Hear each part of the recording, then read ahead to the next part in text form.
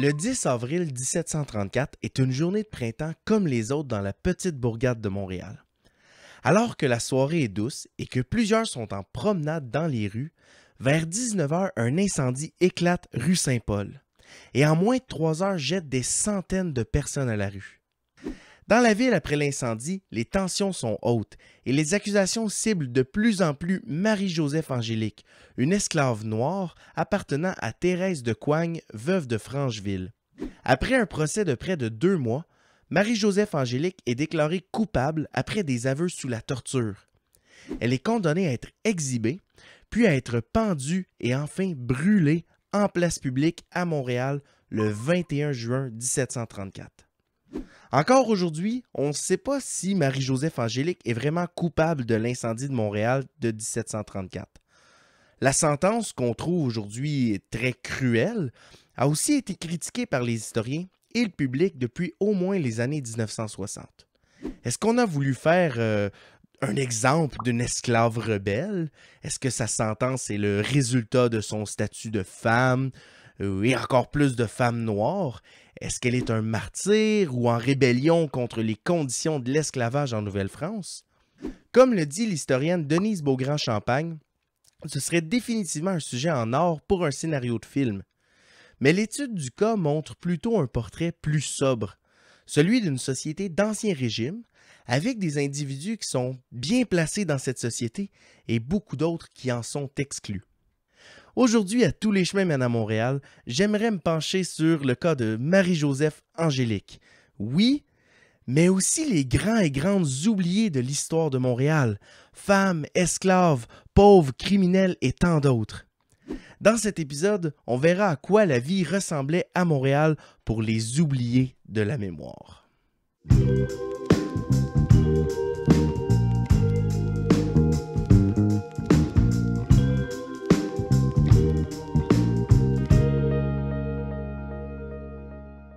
Bonjour à tout le monde, mon nom est Joël Beauchamp-Monfette, animateur de Tous les chemins mènent à Montréal, où nous explorons ensemble l'histoire de cette région dynamique et fascinante. Pour tous ceux et celles qui se joignent à nous pour la première fois, vous pouvez aller écouter les autres épisodes déjà parus pour mieux comprendre le contexte de l'émission d'aujourd'hui. Tous les épisodes sont disponibles sur YouTube et sur toutes vos plateformes de balado-diffusion préférées. Et tant qu'à y être, aimez la vidéo, la chaîne, la page Facebook et partagez l'émission à tous les fans d'histoire pour que tout le monde puisse entrer dans l'aventure. Quand on imagine Montréal à la Nouvelle-France, on a toujours tendance à voir un portrait un peu idéalisé, de grandes familles avec des tonnes d'enfants, probablement des personnes catholiques, paysannes, blanches, de langue française, ni riches ni mendiantes. Au fond, vous voyez probablement le portrait de Maria Chapdelaine ou du Survenant, mettons. Et il ne faut pas se leurrer, c'est exactement ce que les autorités auraient souhaité pour le Canada. Un pays plus français que la France elle-même. Mais en fait, la Nouvelle-France et en particulier Montréal n'ont jamais été aussi homogènes que ce beau portrait. Et c'est très tôt, dès les années 1720, que Montréal commence à devenir une ville cosmopolite avec une plus grande diversité d'origines et de cultures. Au dernier épisode, on s'est laissé en 1701, après la signature de la Grande Paix de Montréal. Et maintenant, on part une vingtaine d'années plus tard. Qu'est-ce qui s'est passé dans cet intermède? Eh bien, 2 guerres. L'une à l'ouest, au cœur du continent, et l'autre à l'est, en Europe, qui vont avoir de grandes conséquences sur le portrait social de Montréal. La guerre de succession d'Espagne se déclenche en 1701 à cause de l'impérialisme de Louis XIV, ben oui, encore lui. En fait, c'est que le roi Charles II d'Espagne, un Habsbourg rendu stérile et déformé par les mariages familiaux, décède sans héritier. Comme successeur, il nomme le petit-fils de Louis XIV, Philippe, ce qui rendrait possible l'unification des couronnes de la France et de l'Espagne. En protestation, les principaux royaumes d'Europe s'unissent pour former la Grande Alliance et empêcher ce grand coup politique. Un demi-million de morts plus tard, la guerre est terminée par la signature du traité d'Utrecht de 1713. Bien que la France et l'Angleterre soient encore pour la énième fois en guerre, cette fois-ci la vallée du Saint-Laurent est largement laissée tranquille. Le conflit va plutôt toucher l'Acadie et la baie d'Hudson, qui tombent toutes les deux entre les mains des soldats anglais. Une seconde attaque était prévue sur Québec et échoue. Et Montréal, elle, est épargnée par la guerre. C'est plutôt des impacts indirects qui touchent Montréal. Premièrement, la guerre a contribué à l'isolation de la Nouvelle-France par rapport à la métropole, puisque les conflits ont surtout lieu en Europe. Ça implique que les produits européens deviennent très chers à Montréal, et en réponse, un commerce local se développe autour de la ville. Deuxièmement, et c'est ce qui fait le plus mal à l'économie montréalaise, le traité d'Utrecht retire aux Français l'Acadie et la baie d'Hudson. Non seulement ça, mais les habitants des 13 colonies, les futurs États-Unis, gagnent le droit de commercer directement avec les nations autochtones de l'Ouest, retirant aux Français l'avantage donné à la signature de la Grande Paix de 1701. Enfin, le traité place de façon implicite les Haudenosaunee sous protectorat britannique. Au final, la guerre de succession d'Espagne pose les bases de la future défaite française en Amérique, impose aux Montréalistes de se retirer sur eux-mêmes et oblige la France à consolider la ville après avoir perdu beaucoup de territoire en Amérique. La deuxième guerre de laquelle nous devons parler, c'est la guerre des Renards. Après la signature de la Grande Paix de Montréal, le fort Pontchartrain est fondé à l'emplacement de ce qui deviendra la ville de Détroit aux États-Unis. Détroit devient rapidement un lieu de rassemblement pour les nations alliées aux Français, comme les Miamis, les Illinois et les Anishinabés.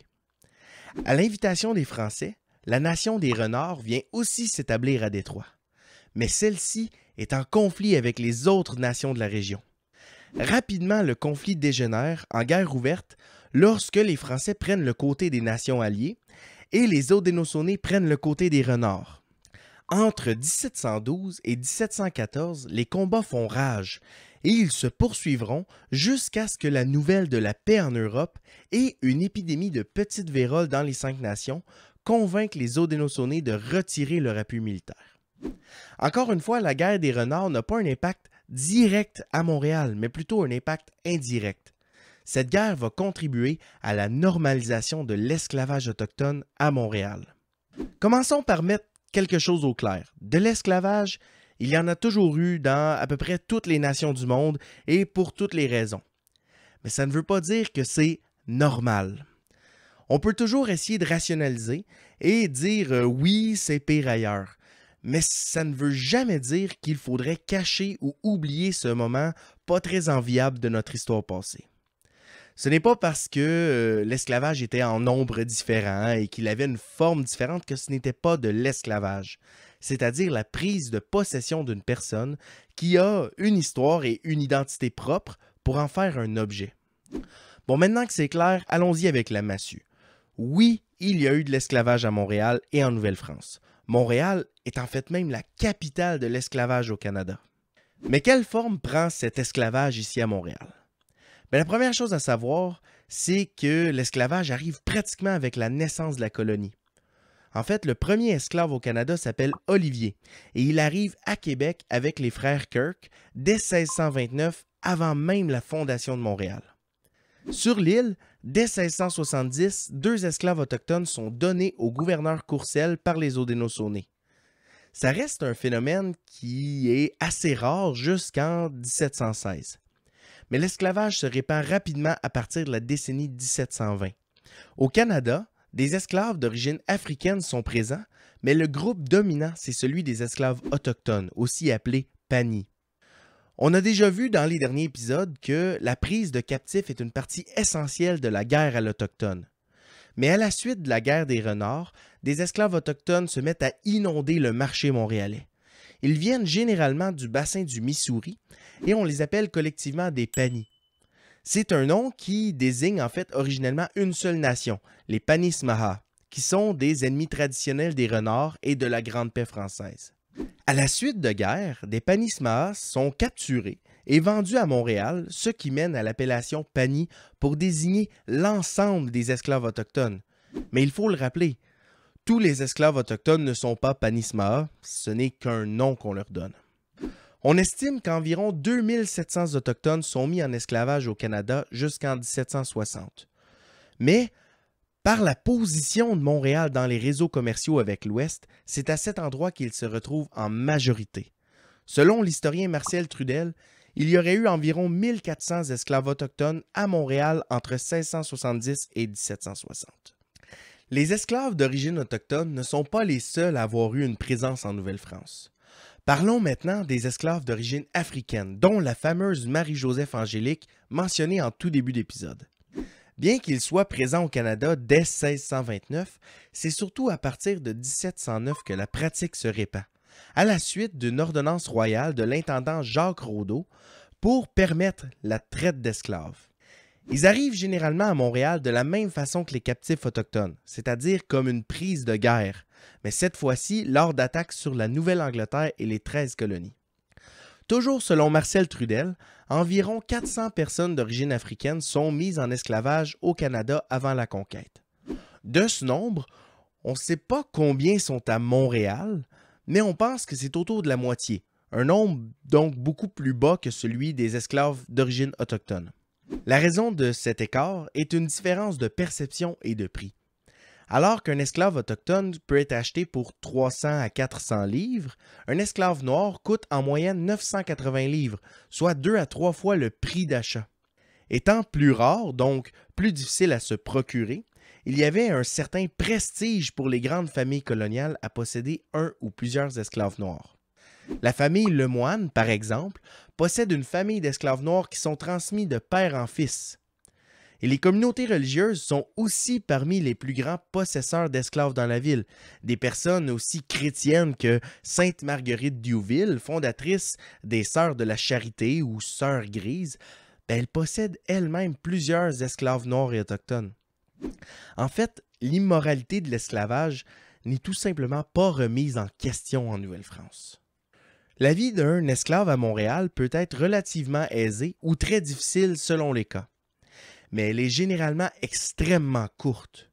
Les esclaves autochtones en particulier tombent victimes des nouvelles maladies européennes, tellement qu'une femme autochtone esclave à Montréal, par exemple, aura une espérance de vie de moins de 18 ans. Les personnes mises en esclavage peuvent être des femmes ou des hommes à proportion relativement égale, mais on leur donne des tâches différentes selon leur sexe. Les femmes sont surtout des domestiques et des femmes de ménage dans la maison, ou encore des nourrices selon le contexte. Les hommes sont quant à eux mis aux travaux lourds sur la terre ou encore utilisés comme équipage pour les voyages de traite, même si beaucoup sont aussi des domestiques.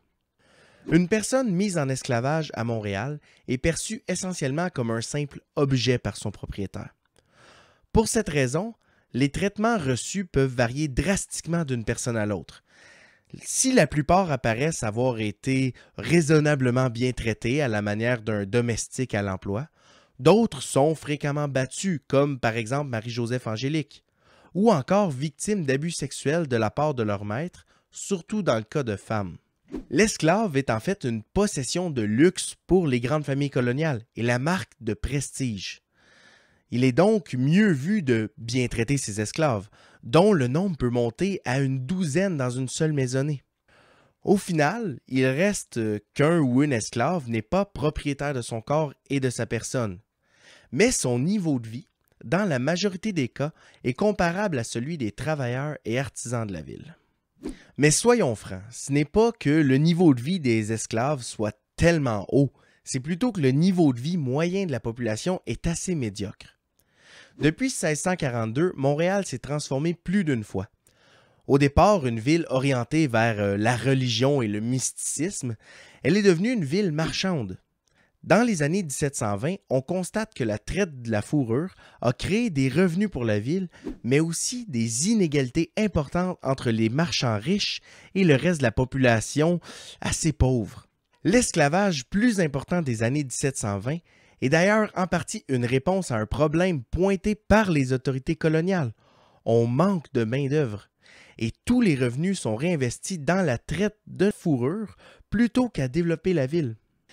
En fait, le problème, c'est que la vaste majorité de la population urbaine ne gagne simplement pas assez d'argent pour subvenir aux besoins d'une famille.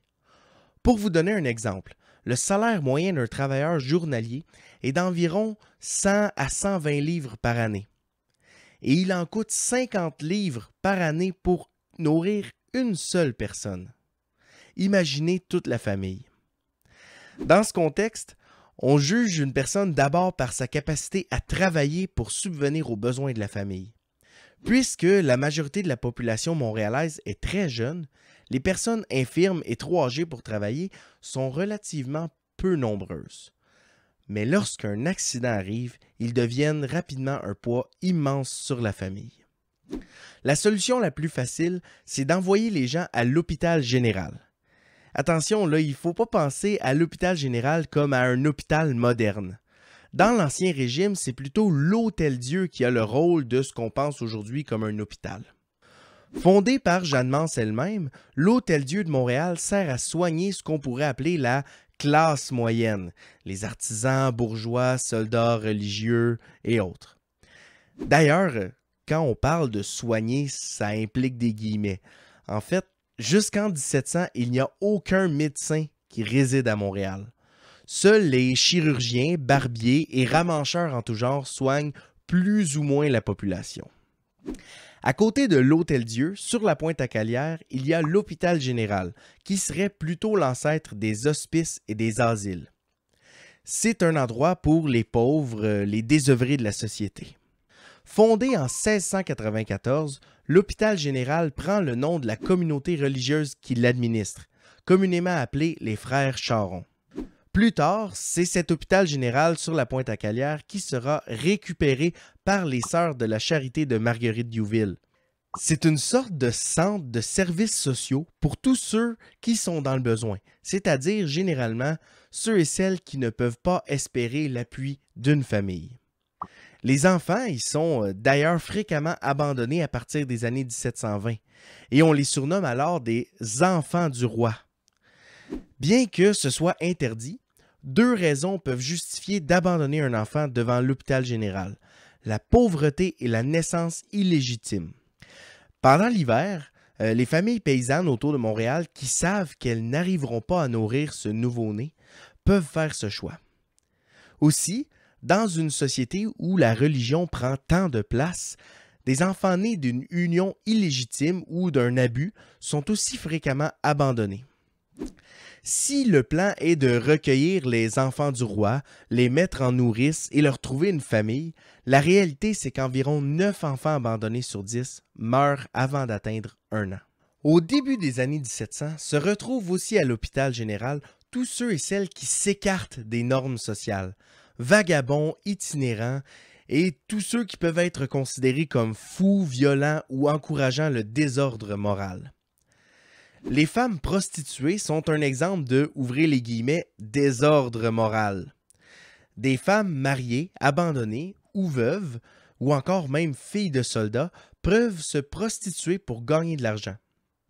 Le Montréal des années 1720 est en pleine ébullition économique, comme nous le verrons au prochain épisode. Et donc, il n'est pas difficile de trouver un revenu, en particulier dans les cabarets fréquentés par les soldats. Dépendamment des années, la tolérance de la population envers la prostitution peut varier. Lors des années de vache maigre, par exemple, les autorités arrêtent les prostituées et les enferment en groupe dans l'aile Jéricho de l'hôpital général. Une fois enfermées, les Sœurs de la Charité leur rasent la tête, ce qui les marque comme des exclus de la société. Quand même, la société montréalaise du début des années 1700 est moins intolérante qu'on pourrait le penser, et certainement beaucoup plus permissive qu'elle ne le deviendra 100 ans plus tard. Il faut penser que l'hôpital général est une sorte de service aux plus démunis, ou du moins à ceux qu'on croit démunis. Mais dans tous les cas, ceux qui bénéficient de l'appui d'une famille n'ont pas directement besoin de la charité des Sœurs de la Charité. La majorité de la population de la Seigneurie de Montréal dans les années 1720 habite maintenant à l'extérieur de la ville, dans les campagnes de l'île. Là, la population rurale vit de façon plus égalitaire, tout le monde étant en mesure de survivre si on travaille en groupe et en famille. La coutume de Paris, le droit civil de la Nouvelle-France, impose que la terre des parents soit divisée plus ou moins également entre tous les enfants du couple, hommes ou femmes. Plutôt qu'un enfant qui a tout et les autres qui n'ont rien, tout le monde a un peu, mais assez pour survivre. Et pour les enfants, ça a tendance à égaliser les chances pour tout le monde. Même dans le couple, il y a un côté relativement plus égalitaire. Bon, dans les faits, une femme est reléguée publiquement à l'arrière-plan derrière son mari. Mais économiquement, elle garde tout ce qu'elle possédait avant le mariage et la moitié de ce que le couple aura accumulé même après le décès du mari. Cette façon de faire donne aux femmes de Montréal une certaine autonomie financière et il n'est pas rare de voir une femme, en particulier une veuve, posséder des terres ou avoir des ressources économiques assez considérables. Et d'ailleurs, puisque le revenu de l'homme est généralement insuffisant pour faire vivre une grande famille, c'est souvent la femme qui accomplit des tâches pour compenser. Il n'est donc pas rare de voir une femme servante, blanchisseuse, couturière, vendeuse sur la place publique, cabaretière ou aubergiste. Certaines femmes montréalaises auront même une certaine notoriété. Agathe de Saint-Père, mariée à Pierre Legardeur de Repentigny, est certainement la femme d'affaires et entrepreneur la plus notable de la colonie. Elle donne dans la traite de fourrure jusqu'à ce que la guerre de succession d'Espagne, du début de l'épisode, crée une pénurie de tissus européens. Agathe de Saint-Père ouvre donc une manufacture pour en fabriquer à Montréal. La guerre apporte aussi son lot de captifs, non seulement d'origine africaine et autochtone, mais aussi de colons britanniques de la Nouvelle-Angleterre. Et oui, il y a aussi eu du travail forcé d'Européens par d'autres Européens. Agathe de Saint-Père achète ainsi 9 tisserands de la Nouvelle-Angleterre pour ouvrir sa manufacture et celle-ci fournira quotidiennement autour de 100 mètres d'étoffe et de tissu par jour, entre autres pour les plus pauvres de la ville. Agathe de Saint-Père est un personnage marquant de l'histoire de Montréal. Mais elle est très loin d'être la seule et des dizaines d'autres femmes marquent quotidiennement la vie des habitants et ce, malgré leur anonymat. Depuis 1720, elles sont majoritaires dans la colonie. Et d'ailleurs, puisque les hommes font fréquemment des voyages de traite, c'est la femme qui gère les affaires de son mari au quotidien. Nous reviendrons sur la vie au quotidien à Montréal durant la Nouvelle-France. Mais je tenais juste à montrer que loin d'être mise en tutelle, comme ce sera le cas au siècle suivant, la femme montréalaise de la Nouvelle-France a un rôle important à jouer dans la société, en tant que mère, travailleuse, religieuse et marchande. En approchant du centenaire de la fondation de Ville-Marie, le portrait de la société a changé considérablement par rapport à 1642. Alors qu'on idéalise les Montréalistes comme plus français que les Français eux-mêmes, déjà une nouvelle identité pointe le bout de son nez, une identité qui est canadienne. Les guerres et l'esclavage ont changé la vie à Montréal. Désormais, la population est plus variée dans son origine, française, autochtone, africaine, britannique. Et elle est aussi plus variée sur le plan socio-économique. L'esclave côtoie jour après jour la femme marchande, le soldat ou la sœur de la charité. Dans ce contexte, la population est en quête de nouvelles normes. Et on se méfie particulièrement de tout ce qui mène au désordre moral, comme la pauvreté, le crime et l'insoumission.